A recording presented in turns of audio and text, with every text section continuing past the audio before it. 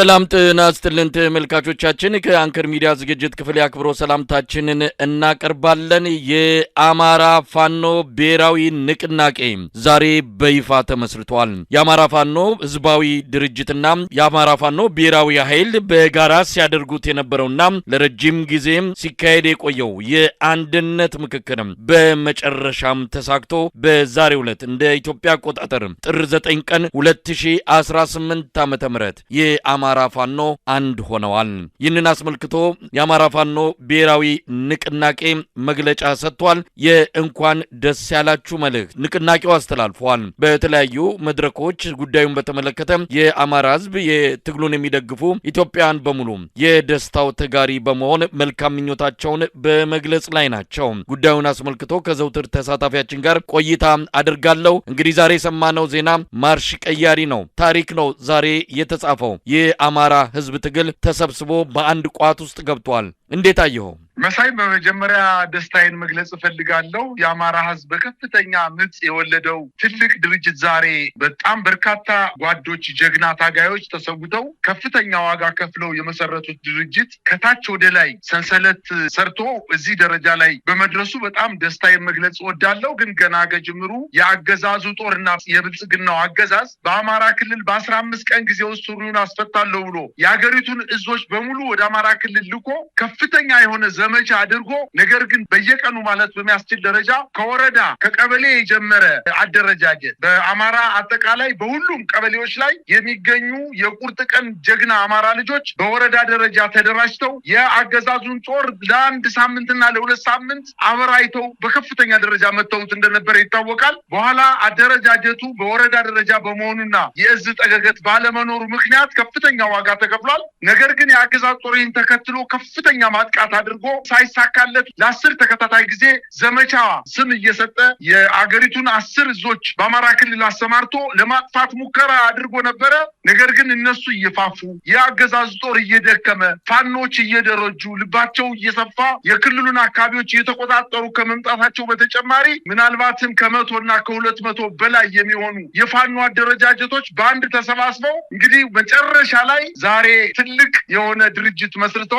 ሲጀመር የህዝብ ትግል ስለነበረ ከጅምሩ በወረዳ ደረጃ የተደራጀው በኋላ ወደ ብርጌድ አድጎ ቀጥሎ ወደ ክፍለ ጦር አድጎ ከዛም ወደ እዝና በኋላም ደግሞ የአማራ ፋኖ ብሔራዊ ኃይልና የአማራ ፋኖ ህዝባዊ ድርጅት ተብሎ በሁለት አደረጃጀቶች ከፍተኛ የሆነ ምከታ ድምሰሳ ሲፈጽሙ እንደነበረ ይታወቃል። ዛሬ ደግሞ የአማራ ፋኖ ብሔራዊ ንቅናቄ የሚል ድርጅት መስርተው ከፍተኛ ውይይት ዋጋ ተከፍሎበት ብዙዎች ተበትነዋል፣ ደክመዋል። ከጎናቸውም ታጋዮች ነን ሲሉ የነበሩ ሰዎች ከድተው መንግስትን ተቀላቅለው ከፍተኛ የሆነ መረጃ አለን በማለት ሰራዊቱን ፈርሷል። ከእንግዲህ በአማራ ክልል የሚተኮስ ጥይት የለም፣ የአማራ ክልል ህዝብ ከእንግዲህ ወዲያ ሞት በቃ እያሉ ቴሌቪዥኑና ሚዲያውን አጨናንቀው ባለበት ሰዓት የአማራ ፋኖ ግን ድምፁን አጥፍቶ ከፍተኛ የሆነ ውይይት አድርጎ በጣም በሚያስደንቅና በሚያስደምም አደረጃጀት አሁን አንዱ ነው መጥቷልኝ ማለት ይችላለሁ። እንግዲህ በጣም ደስታዬ ከመጠን ያለፈ ነው እና ለአማራ ህዝብ ብቻ ሳይሆን ለኢትዮጵያ ትልቅ ብስራት ነው። ምናልባትም ይሄ ስርዓት የኢትዮጵያን ህዝብ የማይመጥን ስርዓት በመሆኑ የኢትዮጵያን ህዝብ በከፍተኛ ደረጃ አዋርዶ የሚገኝ ስርዓት በመሆኑ የምስራቅ አፍሪካ አንከር ስቴት ወይንም ተጽዕኖ ፈጣሪ ሀገር የነበረች ሀገር አዋርዶ በመምጣቱ ምናልባትም የፋኖ አደረጃጀት ወደ አንድ መካተቱ ይህን ስርዓት ከመጣሉ በተጨማሪ በምስራቅ አፍሪካ ተጽዕኖ ፈጣሪ የሆነ ድርጅት ተመስርቷል ነው ማለት የሚችለው። መሳይ እንግዲህ በሂደቱ ላይ በቅርበትም ስለነበርን ውጣ ውረዱን በተለየ ሁኔታ አከታተለው ነበረ። ከፋኖ ትግል በቅርበትም ስላለን ይሄ የአንድነት ጉዞ በቀላሉ የመጣ እንዳልሆነ የአማራም ህዝብ ይረዳዋል። ጉዳዩን በቅርበት ሆኖ የሚከታተል በሙሉ ምን ያህል አስቸጋሪ ነገሮች እንደታለፉ ለዚህ ቀን ለመድረስ ብዙ መስዋዕትነቶች እንደተከፈሉ በሚገባ ስለምረዳ ዛሬ ልዩ ቀን ሆኖ ቢገለጽ ተገቢም ነው የሚል እምነትን ያለኝ። እንግዲህ ታሪካዊ ቀን ነው፣ ታሪካዊ ውሳኔ ነው። የአማራ ፋኖ ታጋዮች አንዱ ወደ አንዱ ከመተኮስ ያንንም ታሪክ ምዕራፉን ዘግተው ዛሬ የጋራ ክንዳቸውን በጨቋኙና የኢትዮጵያን ሕዝብ መከራ ውስጥ ወደ ከተተው የብልጽግና አገዛዝ ላይ ለማድረግ የሚያስችለውን ትልቁን ውሳኔ ነው ዛሬ ያስተላለፉት። ማርሽ ቀያሪ ተብሎ ሊገለጽ የሚችል ነው። ይህንን ትግል ከጀርባም ሆኖ ሲደግፍ የነበረው የአማራ ሕዝብ በርቀትም አስተዋጽኦ ሲያደርግ የነበረው የኢትዮጵያ ሕዝብ ዛሬ ልዩ ቀን ሆኖ ቢደሰት ይገባዋል የሚል እምነት ነው ያለኝ። ለማንኛውም እስቲ መግለጫው ምንድን ነው የሚለው ብዙ ነገሮች ናቸው የተነሱበት። ሂደቱን እንዴት እንደነበረ ምን አይነት አስተዋጽኦ እንደተደረገ በተለይም ደግሞ ይሄ አንድነት ከብልጽግና ጋር ከሚደረገው ትግል አንጻር ምን ማለት እንደሆነ በሰፊው የተገለጸበት መግለጫ ነው። አንድነት የተበሰረበት ብቻ ሳይሆን መጪውም ተስፋ የታየበት መግለጫ ነው ማለት ይቻላል። እስቲ መግለጫውን ባጭሩ እንመልከተው። መሳይ እንደው ከመግለጫው በፊት የመንግስት አካል ይሄ ድርጅት እያደገ መጥቶ በኋላ ዱካ ለቅጦ ይህን ስርዓት አንከባሎ እንደሚጥለው ስለተረዳ መጀመሪያ ውጊያ ሞከረ፣ አልቻለም። ከዛ በኋላ በፕሮፓጋንዳ ጠፍተዋል፣ ደክመዋል፣ ተበትነዋል፣ በየገዳማቱ ገብተዋል ብሎ ሲል እንደነበረ የምናስታውሰው ነው። አሁን ደግሞ ከድርጅቱ በድክመትም በገንዘብም በመታለልም በከፍተኛ ደረጃ ገንዘብ ተሰጧቸው ወጣው የመጡ ሰዎችን በሚዲያ አቅርቦ ፋኖ ከእንግዲህ በኋላ እንቅስቃሴው ደካማ ነው፣ የለም ተግተልትለው ይመጣሉ ጠብቁ እየተባለ በሚዲያ ቅስቀሳ እያደረገ ባለበት ሰዓት አንዳንዶቹም ለሚዲያ ቀርበው ሚዲያ ላይ ገና ስርጭታቸው ወደ አየር ላይ ሳይውል የፋኖ ኃይሎች ተደራጅተው በሽታቸውን አስወግደው ከውስጥ ሲከፋፍላቸው የነበረውን ኃይል አስወግደው ወደ አንድነት መምጣታቸው ብቻ አይደለም። በጣም የሚገርመው መሳይ ከጅምሩ ገና አገዛዙ ለማጥፋት በሚሄድበት ሰዓት እየመከቱ ማሰልጠኛዎችን አቋቁመው የኮማንዶ ኃይል መንግስት ሪፐብሊካን ብሎ ካሰለጠነው ኃይል በላይ የሚሆን የኮማንዶ ኃይሎችን አሰልጥነው በከተማ ላይ ጠንካራ ኦፕሬሽን በመፈጸም ከፍተኛ ግዳጅ መፈጸም የሚችሉ ኮማንዶዎችን በአራቱም የአማራ ግዛቶች ስልጠና በመስጠት ከፍተኛ ቁጥር ያለው ኃይል አስመርቀው መንግስት ከታጠቀው መሳሪያ የማይተናነስ መሳሪያ ታጥቀው ለመንግስት እጅግ በጣም ስጋትና ፍርሃት እየፈጠሩበት እንደሆነ ስላወቀ ያለ የሌለ ኃይሉን፣ ገንዘቡን፣ ፕሮፓጋንዳውን፣ ጦሩን አሰማርቶ ያላጠፋው ኃይል ከእንግዲህ በኋላ ሊጠፋ አይችልም። ይሄ ትግል የፋኖ ኃይል ብቻ አይደለም። ይሄ ትግል ኢትዮጵያን ማዳን የሚችል ምናልባትም በምስራቅ አፍሪካ መረጋጋት ሊያመጣ የሚችል ኃይል በመሆኑ እንደው ምናልባት መንግስት ዛሬ ወድቋል ማለት ይቻላል። አንተ ወደ ጠየቀኝ ጥያቄ ለመሄድ እንግዲህ ከጅምሩ ገና የፋኖ ኃይሎች አንድ እንዳይሆኑ ሰርጎ ገቦችን ወደ ፋኖ አስገብቶ ከፍተኛ የሆነ ክፍፍል እንዲፈጸም በአንዳንድ አቅጣጫዎችም በተለያየ አደረጃጀት የነበሩ ፋኖች እርስ በርሳቸው እንዲዋጉ በማድረግ ሐሜቶችም በማሰራጨት አንተ አንደኛው ሊመታ ስለሆነ ቀድመ በለው በማለት ከውስጥ የነበሩ ባንዳዎች ከፍተኛ የሆነ ቅስቀሳ በማድረግ ብዙ ልናጣቸው የማይገቡ ወታደራዊ አመራሮችን ጭምር ታጋዮችን ጭምር ከፍተኛ መስዋዕትነት ከፍለው ዛሬ ለዚህ በቅተዋል። የተሰዉት ለአማራ ሕዝብ ብቻ ሳይሆን ለኢትዮጵያ ሕዝብ ነው የተሰዉት እነዚህ ሰዎች። ነገር ግን አሁን ቆሻሻቸው ሲወገድ ግን ምናልባትም 5፣ 10፣ 15 ቀን እንኳን አልቆዩም፣ ወደ አንድነት መጥተዋል። ይህን አንድነት እንግዲህ አስረስማረ ዳምጤ ሲያነበው እውነት በሰውነቴ ውስጥ ከፍተኛ የሆነ ደስታ እየተሰማኝ ተስፋ እየታየኝ ነው የተከታተልኩት። መሳይ ያደረጃጀት ለእያንዳንዱ ለሚመለከተው ልምድ ላለው ቅድሚያ ተሰጥቶ ወታደራዊ አዛዦች እነማን እንደሆኑ፣ ፖለቲካ አዛዦች እነማን እንደሆኑ፣ አስተዳደራዊ መምሪያዎች እነማን እንደሆኑ፣ ፖለቲካዊ መሪዎች እነማን እንደሚሆኑ በደንብ አድርገው ምናልባትም ከ1 ዓመት በላይ የፈጀ ውይይት አድርገው ለዚህ በቅተዋል። እንግዲህ ደስታቸውን ለኢትዮጵያ ሕዝብ ለአማራ ሕዝብ ብቻ ሳይሆን ለኢትዮጵያ ሕዝብ አስተላልፈዋል። የአማራ ፋኖ ብሔራዊ ንቅናቄ የተባለው ድርጅት ከታች ወደ ላይ በመምጣቱ ፈተናዎች ብዙ ነበሩበት።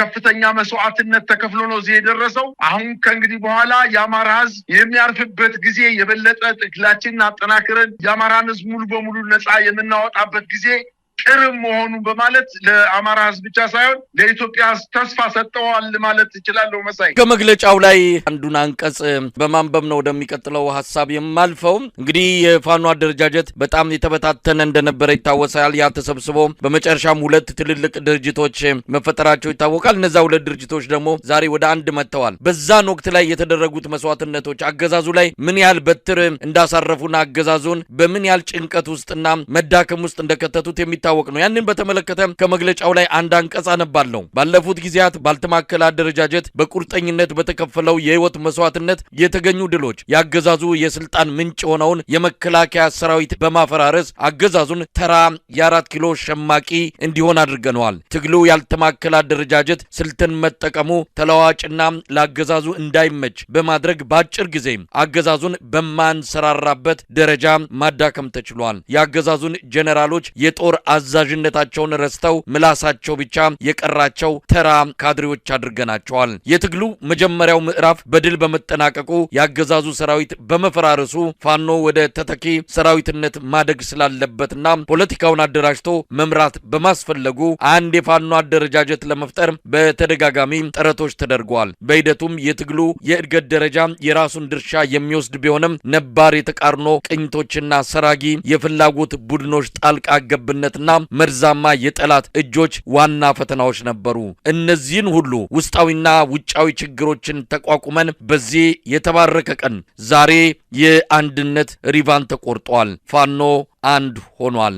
እንግዲህ ከመግለጫው ላይ ይህንን ነው ያገኘሁት። ትልቅ መልእክት ያስተላለፈ ትላንትን ያሳየም ዛሬ ደረሰበትን እድገትም ያመላከተ አንቀጽ ሆኖ ነው ያገኘሁት። በዚህ በአንድነት መስረታው ላይ አመራሮች ተመርጠዋል። የሥራ ኃላፊነት ተከፋፍለዋል። ከሁሉም የተካተቱበት ምደባ የተከናወነበት በሙሉ ፍቃደኝነት በሙሉ ፍላጎት የተከናወነ ምደባ እንደሆነ ነው የሰማነው። ፋኖ አንድ ሆኗል። የአማራ ህዝብ አንድ ሆኗል። ምን እንጠብቃለን? ከመግለጫውም ጋር እያያዝን የተወሰኑ ሀሳቦች እንለዋወጥ። እንደዚህ አንድ ሊሆኑ መንግስት በጣም ደከመ፣ በጣም ለፋ። ገንዘቡን፣ ጉልበቱን፣ ጦሩን ያጠቃላይ የኢትዮጵያን ክብር አዋርዶ ከፍተኛ መስዋዕትነት የከፈለው መንግስት ነው። እውነት ለመናገር አጠቃላይ የአገሪቱን በጀት ወደ ጦርነት መድቦ ድሮን ሳይቀር የአገሪቱን ከባድና ስትራቴጂክ የጦር መሳሪያዎች ወደ አማራ ክልል አስገብቶ በውር ድንብስ እየተኮሰ ህዝብን ነው ሲመታ የነበረው። የፋኖ ኃይሎችም አሁን እኮ ጨርሰው ተደራጅተው አመራር መርጠው ያለምንም ኮሽታ አመራር መርጠው መጡ። አመራሩ አንድ የሆነ ሰራዊት ደግሞ ምን ሊፈጥር እንደሚችል ደግሞ ምናልባትም በዚህ 1 ወርና 2 ወር ውስጥ መንግስት ይመለከታል፣ ያየዋል። ከ2 ወር በፊት ይሄ ውይይት አልቆ ተጠናቆ በዚህ ውይይት ውስጥ አስረስ ማረ እንደተናገረው ባለቀ ሰዓት አመራሮች አስወጥቶ ወደ መንግስት በማምጣት ያፈረሰ መስሎት ነበር። አሁንም ሁለተኛ ዙር ውይይት አድርገው ጫፍ ላይ ደርሰው መግለጫ ሊሰጡ ባሉበት ሰዓት እንግዲህ ለረጅም ጊዜ ሲታገል የነበረው ኮሎኔል ፋንታሁን ሙሀባ ከድርጅቱ በማምጣት ድርጅቱን ያፈረሰ መስሎት ነበረ። ነገር ግን ድርጅቱ በሁለት እግሩ የቆመ በአለት ላይ የተመሰረተ ከፍተኛ ዋጋ የተከፈለበት ትልቅ ዓላማ ያለው በምስራቅ አፍሪካ ተጽዕኖ ፈጣሪ ሊሆን የሚችል ድርጅት እንደሆነ ገና ከጅምሩ ይታወቃል። የተነሱበት ምክንያት ከባድ ነው። አገርን የሚያጠፋ ህዝብን የሚገድል አገርን የሚያዋርድ ስርዓት በኢትዮጵያ ላይ በአጋጣሚ ነግሶ የተቀመጠ ስርዓት ለማውደም እንጂ አገርን መልሶ ለመገንባት ያልታደለ ስርዓት በኢትዮጵያ ላይ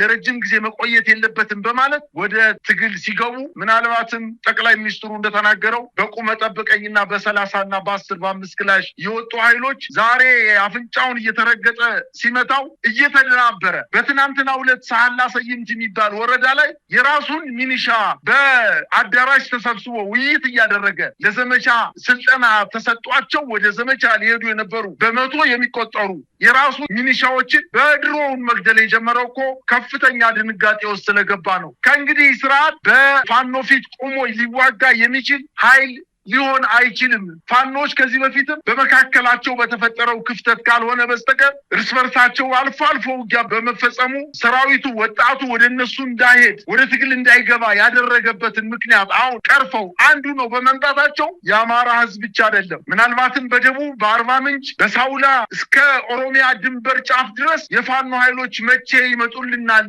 በሚል ተስፋ ከፍተኛ ፍላጎት ከነሱ ጋር አብሮ ለመታገር ከፍተኛ የሆነ ስሜት እንዳለ እኔ በራሴ ባደረኩት ጥናት አረጋግጫለሁ። ሰራዊቱ ፈርሷል። ከእንግዲህ በኋላ ኢትዮጵያን ሊታደጋት የሚችል ፋኖና ከፋኖ ዙሪያ የተሰባሰበ የኢትዮጵያ ወጣቶች ናቸው በማለት ብዙ ኢትዮጵያውያን ተስፋ አድርገው የሚጠብቁት ድርጅት በመሆኑ ከእንግዲህ በኋላ ምናልባትም መንግስት ዛሬ ከፍተኛ ሽንፈት የደረሰበት ቀን ነውና በድፍረት ለማጥቃት ተንቀሳቅሶ የሚያጠቃበት ምክንያት ሊኖረው አይችልም። የፋኖ ኃይሎች ግን ምናልባት ሰራዊታቸውን በውዘዋል፣ ትጥቃቸውን ይዘዋል፣ ስልጠና ወስደዋል፣ ዲሲፕሊን ታጥቀዋል። ከእንግዲህ በኋላ ሲለማመዱት የነበረውን ነገር ከአማራ ክልል ወጣው ሌላውን ኢትዮጵያ ኃይሎች አንድ ላይ አሰባስበው ኢትዮጵያን ወደ ማዳን ሊመጡበት የሚችሉበት ጊዜ ሩቅ እንደማይሆንና በአጭር ጊዜ ስርዓት እንደሚያስወግዱት ነው የሚታየኝ። መሳይ እንግዲህ መግለጫው ለበርካታ አካላት ጥሪም የተደረገበት ነው፣ ለሰራዊቱ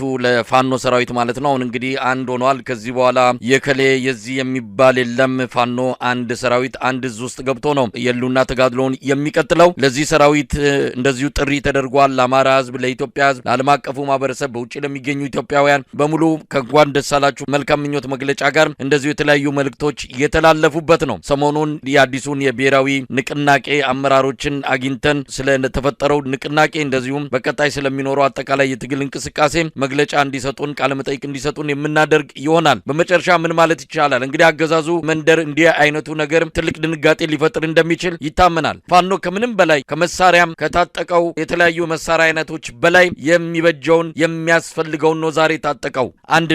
አንድነት ካለም ፋኖ ቀሪውን በቀላሉ ሊሻገረው እንደሚችል ምንም ጥርጥር የለውም። ያንን አንድነት ዛሬ አብስሯል። ምናልባት በአገዛዙ መንደር በተለየ ሁኔታ የተለያዩ ሐሰተኛ መረጃዎችን በማሰራጨት የሚከፋፍሉ አጀንዳዎችን በማምጣት አንዳንድ ግለሰቦች ቅር ያላቸው ካሉ እነሱን በመጠቀምና በተለያየ መንገድ ይሄ መጣውን አንድነት ለማጠልሸትና ሌላ ነገር እንዲመስል ለማድረግ መፍጨርጨራቸው አይቀርም።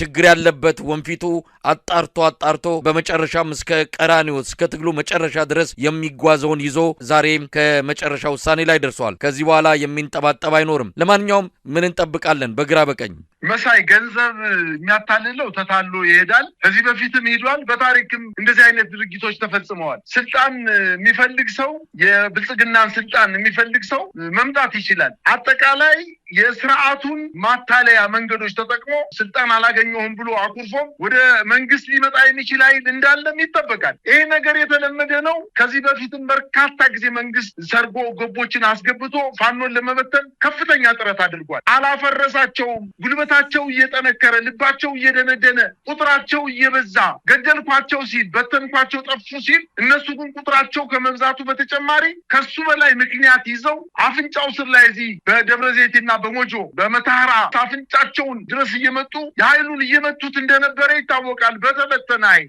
አሁን አንዱ ነው ምን ሊፈጽሙ እንደሚችሉ እንግዲህ የኢትዮጵያ የሚያየው ነገር ነው። አንድነት ኃይል ነው ይባላል እኮ። አንድ እስከሆኑ ድረስ ይሄ ስርዓት ከእንግዲህ በኋላ ሊቆይ የሚችል ስርዓት አይደለም። አሁን ያለ የሌለ ኃይሉንም ይዤ ልዝመት ቢል አንድነቱ በራሱ በሰራዊቱ ላይ በመከላከያ ሰራዊቱ በአድማ ብተናው በሚኒሻው ላይ ከፍተኛ ፍርሃት ውስጥ ነው የሚገባው። ከዚህ በፊትም አንድ ባለመሆናቸው ምክንያት ነው እየሰረገ አንደኛውን ሌላ ነገር መልእክት እየላከ አንደኛውን ሌላ መልእክት እየላከ በመካከላቸው ክፍተት እንዲፈጠሩ እስከ ውጊያ እርስ በርሳቸው እስከ መዋጋት ደረጃ የደረሰበት አንደኛው ምክንያትም በውስጣቸው የነበሩ መረጃ በመስጠታቸው ነው። አሁን እሱ ጠርቷል። ያልጠራም ኃይል ካለ መምጣት ይችላል። ወደ ይሄ ትግል የህዝብ ትግል ነው። ለዛ ነው ከታች የጀመረው። ድርጅት ተመስርቶ ወደ ጦር ምልመላ አልተኬደም። አጠቃላይ የአማራ ክልል ህዝብ ልክ ቀፎ እንደተነካበት ንብ ከቀፎ ወጦ ነው ማጥቃት የጀመረው። አንተ በዚህ በኩል ሂድ፣ አንተ በዚህ በኩል ሳይባባል እያንዳንዱ በተወለደበት ወረዳ ላይ ትጥቅ ትግል ጀምሮ ዛሬ ወደ አንድ ድርጅት መጥቷልና ይሄ አንድ ድርጅት ኃይል ስለሆነ ከእንግዲህ በኋላ መከላከያው ፊት ለፊት ቆሞ መዋጋት አይችልም። ከዚህ በፊትም እኮ በቃን እያለ ነው መከላከያው። በቃን፣ መሮናል፣ ሰልችቶናል፣ እየያዘ እየማረከ የሚለቀንን ፋኖን መግደል እንኳን ብንፈልግ አንችልም፣ አቅሙ ከባድ ነው እየተነገረን ያለው ደካሞች ናቸው 10-15 ነው የሚሆኑት ተብለን ስንሄድ እንኳን ከኛ በላይ ታጥቀው ከኛ በላይ ቁጥራቸው በዝቶ ከኛ በላይ ወታደራዊ ዕውቀት ያላቸው ወታደራዊ መኮንኖች የሚመሩት ኃይሉ ነው ስላገኘ ነው አልቻለም እያለ እየተናገረ ነው። በዚህ ሁኔታ ከእንግዲህ በኋላ ውጊያው አጭር ጊዜ ነው የሚፈጀው ማለት ይቻላል። ለዲያስፖራው እንኳን ደስ አላችሁ። ከእንግዲህ በኋላ ገንዘባችሁን፣ ሐሳባችሁን፣ ጉልበታችሁን በሙሉ ወደ አንድ ቋት አስገብታችሁ ይሄ ትግል የአማራን ህዝብ ብቻ ሳይሆን የኢትዮጵያን ትግል የኢትዮጵያን ህዝብ ነጻነት የሚያበስር ትግል በመሆኑ እንኳን ደስ አላችሁ ማለት እፈልጋለሁ። ድጋፍ ስጡ።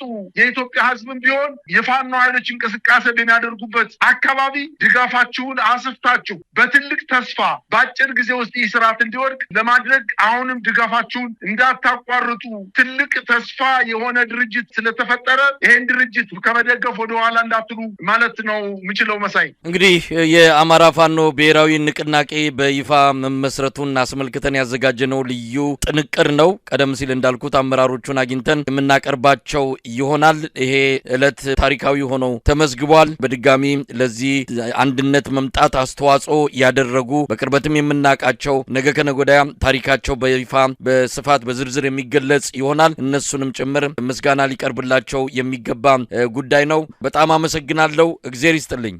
እኔም አመሰግናለሁ።